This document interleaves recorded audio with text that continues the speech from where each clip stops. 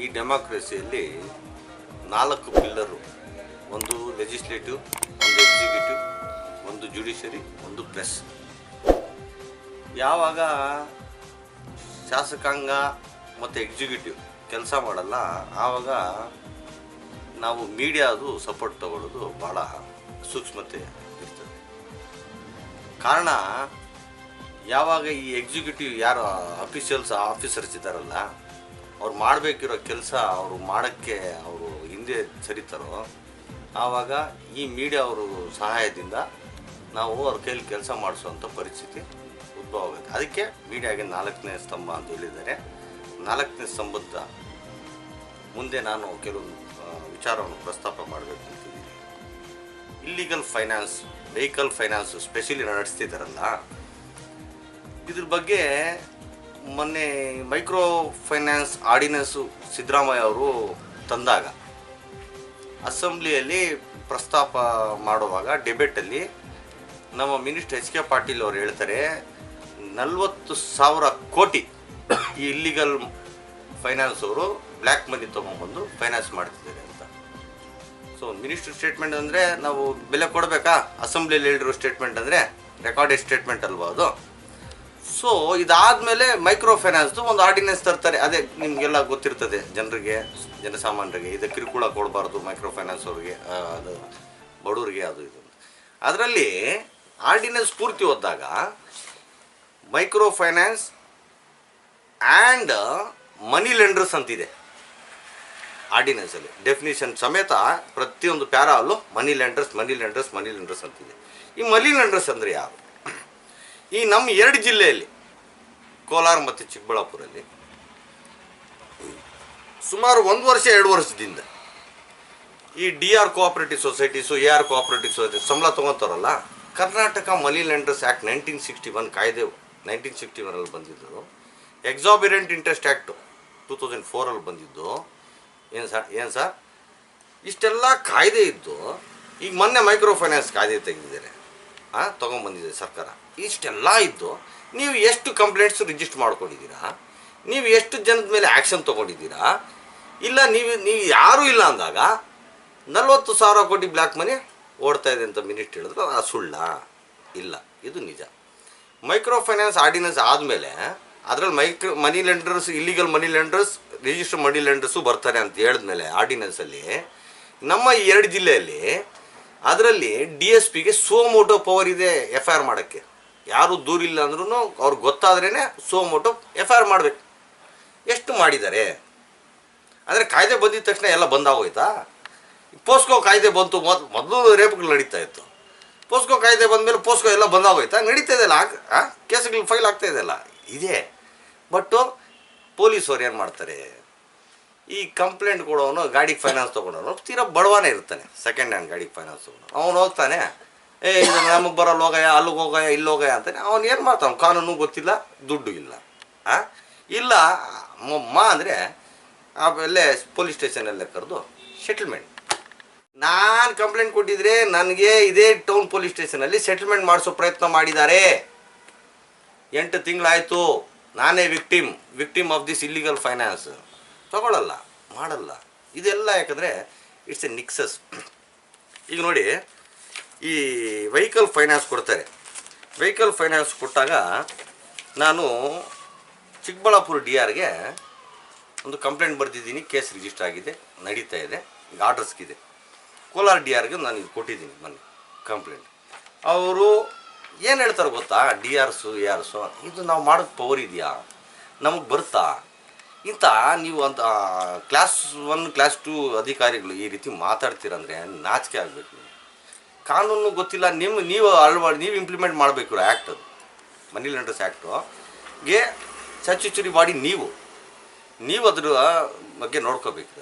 ನಿಮ್ಗೆ ಕಾನೂನು ಗೊತ್ತಿಲ್ಲ ಅಂದರೆ ಯಾವ ಸೆಕ್ಷನಲ್ಲಿ ನಮ್ಮ ಪವರ್ ಇದೆ ಅಂತ ಕೇಳ್ತಾರೆ, ನಾಚಿಕೆ ಆಗಲ್ವಾ? ಸೆಕ್ಷನ್ 39 ಮನಿ ಲೆಂಡರ್ಸ್ ಆ್ಯಕ್ಟ್ ಏನು ಹೇಳ್ತದೆ?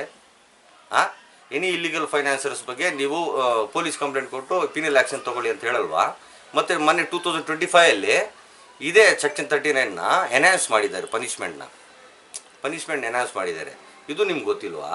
ಸೆಕ್ಷನ್ 3 ಏನು ಹೇಳ್ತದೆ? ಸೆಕ್ಷನ್ 3 ವಿತೌಟ್ ಆಪ್ರೇಟಿಂಗ್ ಲೈಸೆನ್ಸ್ ಯಾರು ಲೈಸೆನ್ಸ್ ಇಲ್ಲದೆ ಆಪ್ರೇಟ್ ಮಾಡಬಾರ್ದು ಅಂತ ಹೇಳ್ತದೆ ಮನಿ ಲೆಂಡರ್ಸ್. ಈ ರೀತಿ ಇದ್ದಾಗ ಈಗ ಈ ವೆಹಿಕಲ್ ಫೈನಾನ್ಸ್ ಅವ್ರು ಇದ್ದಾರೆ ನೋಡಿ, ಗಾಡಿಗಳಿಗೆ ಸೆಕೆಂಡ್ ಹ್ಯಾಂಡ್ ಗಾಡಿಗಳಿಗೆ ಪಾಪ ಟಾಟಾ ಏಸು ಆಟೋ ಅವ್ರಿಗೆ ಫೈನಾನ್ಸ್ ಕೊಡ್ತಾರೆ. ಇವರು ಈ ಅಧಿಕಾರಿಗಳಿಗೆ ಯಾಮಾರಿಸಿದ್ದಾರೆ, ನಾವು ಹೈರ್ ಪರ್ಚೇಸ್ ಆ್ಯಕ್ಟಲ್ಲಿ ಬರ್ತೀವಿ ಅಂತ. ತೀರಾ ಸುಳ್ಳದು. ಇವ್ರು ಯಾಕೆ ಹೈರ್ ಪರ್ಚೇಸ್ ಆ್ಯಕ್ಟಲ್ಲಿ ಬರೋಲ್ಲ ಅಂದಾಗ ನೋಡಿ, ನಮಗೆ ನ್ಯಾಯಾಲಯದಕ್ಕಿಂತ ಉಚ್ಚ ನ್ಯಾಯಾಲಯ ಸುಪ್ರೀಂ ಕೋರ್ಟ್ಗಿಂತ ದೊಡ್ಡದು, ಹೈಕೋರ್ಟ್ಗಿಂತ ದೊಡ್ಡದು ಯಾರಿಲ್ಲ. ಕರೆಕ್ಟ್ ಏನ್ರಿ? ಯಾರೋ ಒಂದು ಆಫೀಸರ್ ಏನೋ ಹೇಳ್ದ ಅದು ಕಾನೂನು ಆಗಲ್ಲ. ಕರೆಕ್ಟಾ? ಸುಪ್ರೀಂ ಕೋರ್ಟ್ ಏನು ಹೇಳಿದೆ ನೋಡಿ, ನಾನು ವಿವರವಾಗಿ ಹೇಳ್ತೀನಿ ಒಂದೊಂದು line. Sundaram finance versus state of Kerala ಏನು ಹೇಳ್ತದೆ ಸುಪ್ರೀಂ ಕೋರ್ಟ್? ದ ಇಂಟೆನ್ಸ್ ಇಲ್ಲಿ ನೋಡಿ, the true nature of the transaction must be determine from the terms of the agreement and the surrounding circumstances, not from the nomenclature used in the case. ಏನು ಇದರ ಅರ್ಥ ಅಂದರೆ, ನೀವು hire ಪರ್ಚೇಸಲ್ಲಿ ಕೊಡಬೇಕಾದ್ರೆ ನೀವು owner ಇರಬೇಕು, ನೀವು ನನಗೆ ಗಾಡಿ ಲಾಸ್ಟಲ್ಲಿ ಟ್ರಾನ್ಸ್ಫರ್ ಮಾಡ್ತೀನಿ ಅಂತ ಅಗ್ರಿಮೆಂಟಲ್ಲಿ ಇರಬೇಕು. ಹೈರ್ ಆ್ಯಂಡ್ ಪರ್ಚೇಸ್, ಲಾಸ್ಟಲ್ಲಿ ಪರ್ಚೇಸ್ ಆಪ್ಷನ್ ಬರಲೇಬೇಕು. ಬೇಲ್ಮೆಂಟ್ ಆ್ಯಂಡ್ ಪರ್ಚೇಸು ಆ ಕಾನ್ಸೆಪ್ಟ್ ಇದ್ರೆ ಮಾತ್ರ ಹೈರ್ ಪರ್ಚೇಸ್ ವರ್ಕೌಟ್ ಆಗೋದು. ಸುಪ್ರೀಂ ಕೋರ್ಟ್ ಏನು ಹೇಳ್ತದೆ, ವೇರಿಯಸ್ ಕೋರ್ಟ್ಸ್ ಏನು ಹೇಳ್ತದೆ ಗೊತ್ತಾ? ಹೈರ್ ಪರ್ಚೇಸ್ ಮುಖವಾಡ ಹಾಕ್ಕೊಂಡು ಮನಿ ಲೆಂಡಿಂಗ್ ದಂಧೆ ಮಾಡೋಂಗಿಲ್ಲ. ಅರ್ಥ ಆಗ್ತದೆಯಾ? ಹೈರ್ ಪರ್ಚೇಸ್ ಆ್ಯಕ್ಟ್ ಮುಖವಾಡ ಹಾಕ್ಕೊಂಡು ನೀವು ಮನಿ ಲೆಂಡಿಂಗ್ ದಂಧೆ ಮಾಡೋಂಗಿಲ್ಲ. ಇದು ಸ್ಪಷ್ಟವಾಗಿ ಕರ್ನಾಟಕ ಹೈಕೋರ್ಟು, ಸುಪ್ರೀಂ ಕೋರ್ಟು 3 ಕೇಸಲ್ಲಿ 4 ಕೇಸಲ್ಲಿ ಹೇಳಿದೆ. ಕರ್ನಾಟಕ ಹೈಕೋರ್ಟು 4-5 ಕೇಸಲ್ಲಿದೆ, ನನ್ನ ಹತ್ರ ಇದೆ ಎಲ್ಲ ಕೇಸಸ್ಸು. ಬಾಂಬೆ ಹೈಕೋರ್ಟ್ ಹೇಳಿದೆ, ಔರಂಗಾಬಾದ್ ಬೆಂಚು, ಸುಮಾರು ಹೈಕೋರ್ಟ್ಸ್ ಎಲ್ಲ, Kerala high court, Tamil Nadu high court, Telangana high court ಎಲ್ಲ ಅದೇ ಹೇಳಿದೆ. ಇದನ್ನು ಮೀರಿ ಇವರು ಅಧಿಕಾರಿಗಳಿಗೆ ಯಾಮಾರಿಸಿ, ಯಾರು ಈ ವೆಹಿಕಲ್ ಫೈನಾನ್ಸಿಯರ್ಸು ಫೈನಾನ್ಸ್ ಕೊಡ್ತಿದ್ದಾರೆ. ನಾವು ದೂರು ಕೊಟ್ಟಾಗ ನಮ್ಗೆ ಪವರ್ ಇದೆಯಾ, ನಮ್ಗೆ ಮಾಡ್ಬೋದಾ, ನಾವು ಆಯಿತು. ಸರ್ಕಾರಕ್ಕೆ ಕಾಳಜಿ ಇದೆ, ಸರ್ಕಾರ ಇಂಥ ಇಲ್ಲಿಗಲ್ ಫೈನಾನ್ಸಿಯರ್ಸ್ ವಿರುದ್ಧ ಕ್ರಮ ತಗೋಬೇಕು ಅಂತ ಕಾನೂನುಗಳು ತಂದಿದೆ. ಮೊನ್ನೆ ಕೂಡ ಸಿದ್ದರಾಮಯ್ಯ ಅವರು ಮೈಕ್ರೋ ಆರ್ಡಿನೆನ್ಸ್ ತಂದರು, ಮೆಚ್ಕೊಳ್ಳೋಂಥ ಕಾನೂನು. ಬಟ್ ಇಂಪ್ಲಿಮೆಂಟ್ ಯಾರು ಮಾಡ್ತಾರೆ? ಗ್ರೌಂಡಲ್ಲಿ ಅಧಿಕಾರಿ ತಾನೇ ಇಂಪ್ಲಿಮೆಂಟ್ ಮಾಡಬೇಕು. ಡಿ ಸಿಗೆ ಫುಲ್ ಪವರ್ ಮೈಕ್ರೋ ಫೈನಾನ್ಸ್ ಆರ್ಡಿನೆನ್ಸಲ್ಲಿ. ಡಿ ಸಿ ಸಾಹೇಬ್ ಎಷ್ಟು ಕೇಸ್ ಹಾಕಿದ್ದೀರಿ ನೀವು ಈ ಜಿಲ್ಲೆಯಲ್ಲಿ, ಆ ಜಿಲ್ಲೆಯಲ್ಲಿ? ಆರ್ಡಿನೆನ್ಸ್ ಮಾಡಿ ಸರ್ಕಾರದ ಉದ್ದೇಶ ಏನೋ ಕರೆಕ್ಟ್ ಆಗಿದೆಯಾ? ಬಟ್ ಪೇಪರ್ಗೆ ಹಾಕ್ಬೇಕು, ಪೇಪರ್ ಅದೊಂದು paper, it's just piece of ಪೇಪರಾ? It doesn't so. ನೀವು ಅಧಿಕಾರಿಗಳ ಕೆಲಸ ಇದನ್ನು ಇಂಪ್ಲಿಮೆಂಟ್ ಮಾಡಬೇಕು. ಇವ್ರೇನು ಮಾಡ್ತಾರೆ? ಗಾಡಿಗೆ ಫೈನಾನ್ಸ್ ಕೊಡೋದು, ಎಕ್ಸೆಸ್ ಇಂಟ್ರೆಸ್ಟ್ ಹಾಕೋದು. ಯಾರಿಗೂ ನೋಡ್ರಿ ಈ ಸೊಸೈಟಿಯಲ್ಲಿ ಒಂದು ದಂಧೆ ನಡೆಸಬೇಕಾದ್ರೆ ಯಾರಿಗೂ ಇಂಪ್ಯೂನಿಟಿ ಇಲ್ಲ.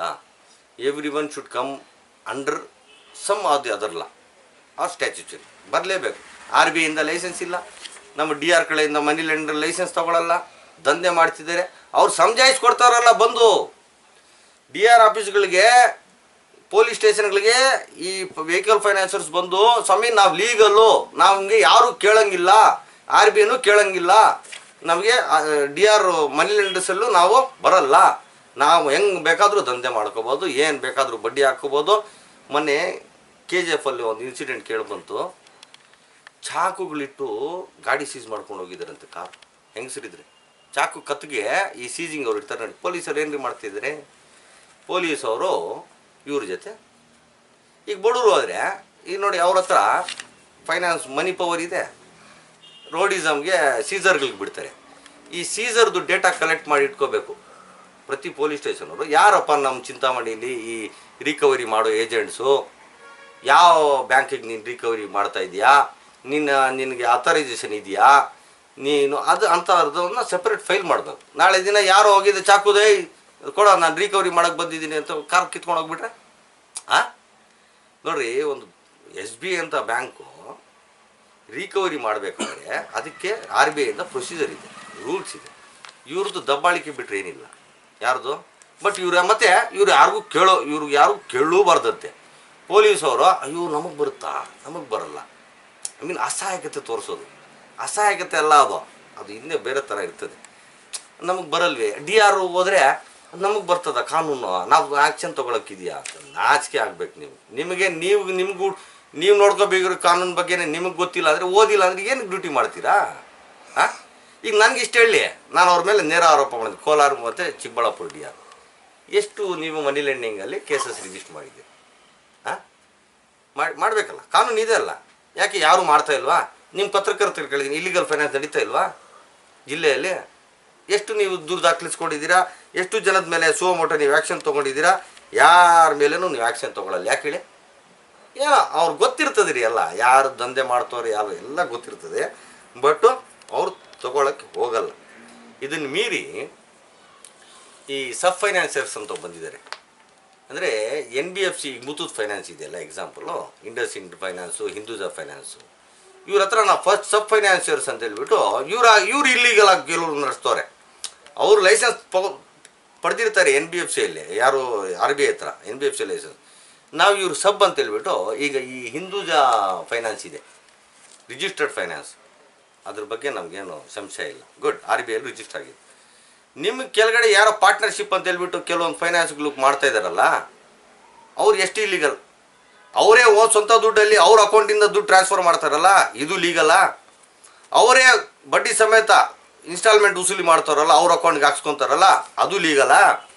ಮತ್ತು ಅವ್ರದ್ದೇ ಸ್ವಂತ ಹೆಸರಲ್ಲಿ ಅವ್ರದ್ದೇ ಸ್ವಂತ ಸೀಲ್ ಸೈನ್ ಹಾಕಿ ಫೈನಾನ್ಸ್ ಕೊಡ್ತಾ ಇರಲ್ಲ, RTO ಆಫೀಸಲ್ಲಿ ಎಂಡಾಸ್ ಮಾಡ್ತಿದ್ದೀರಲ್ಲ, ಇದು ಲೀಗಲ್ಲ?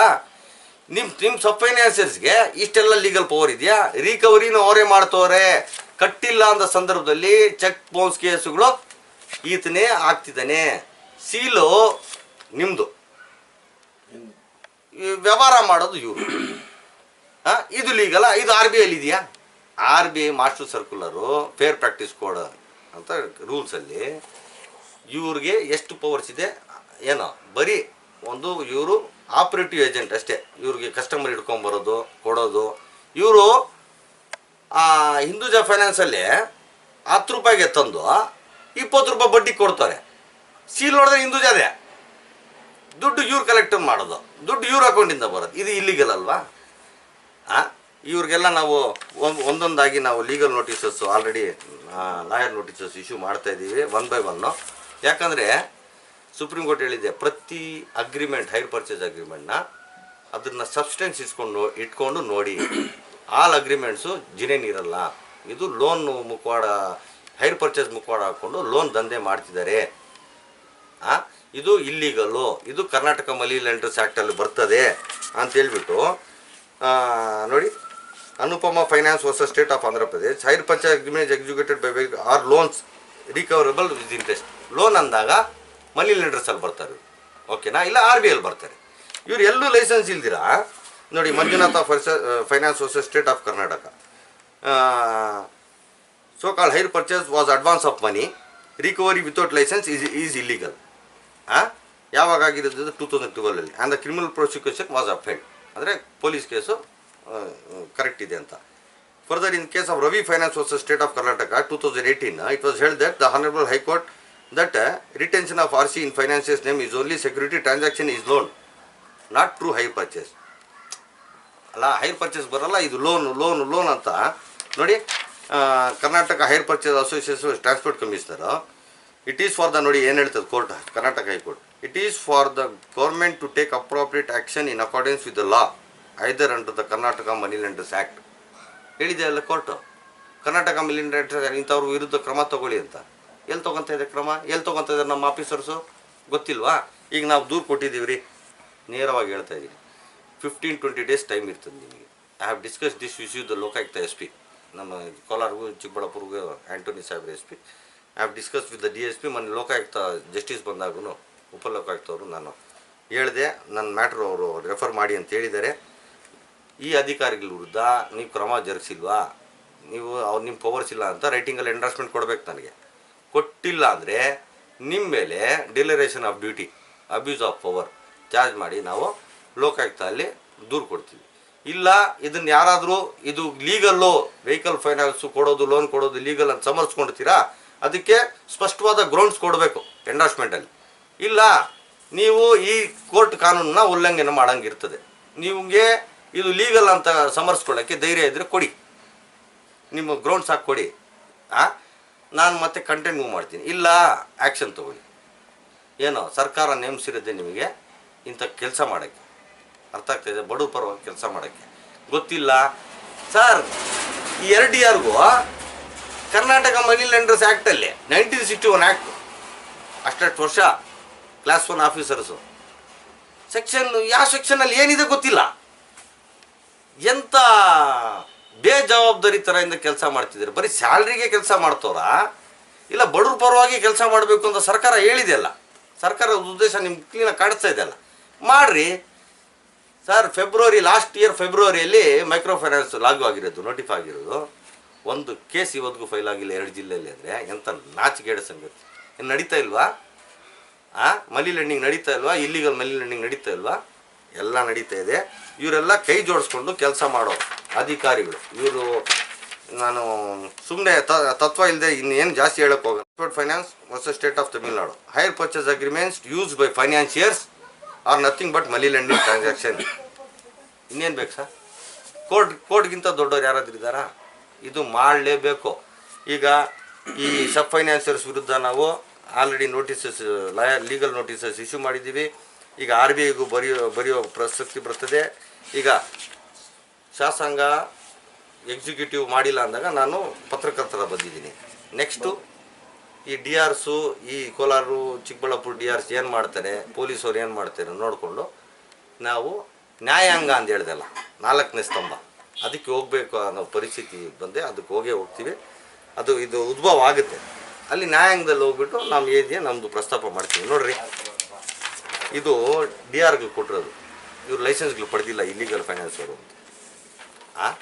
ನೋಡಿ, ಎಂಡಾರ್ಸ್ಮೆಂಟ್ ಕೊಟ್ಟಿದ್ದಾರೆ. ಇಲ್ಲಿಗಲ್ಲು ಇವ್ರು ಲೈಸೆನ್ಸ್ ಇಲ್ದಿರ ಇನ್ನು ಯಾರೋ ಕರ್ನಾಟಕ ಫೈನಾನ್ಸ್ ಅಂತೆ, ಇನ್ಯಾರೋ KK ಫೈನಾನ್ಸ್ ಅಂತೆ. ಯಾರು ಇವರೆಲ್ಲ ಎಲ್ಲಿಂದ ಬಂದಿದ್ದಾರೆ? ಏನಕ್ಕೆ ಹೆಂಗೆ ದಂಧೆ ಮಾಡ್ತಾರೆ? ಅಲ್ಲ ರೀ, ಒಂದು ತೊಳ್ಳೋ ಗಾಡಿ ಅಲ್ಲೇ ನಿಮ್ಮ ಪತ್ರಕರ್ತರು ಗೊತ್ತು ಇಟ್ಕೋಬೇಕಂದ್ರೆ ಸ್ಟ್ರೀಟ್ ವೆಂಡರ್ಸ್ ಆ್ಯಕ್ಟಲ್ಲಿ ಒಂದು ಲೈಸೆನ್ಸ್ ಮಾಡಿಸ್ಕೋಬೇಕು. ಏನು ರೀ ಪತ್ರಕರ್ತರೆ? ಮುನ್ಸಿಪಲಲ್ಲಿ ಮಾಡಿಸ್ಕೋಬೇಕಾ?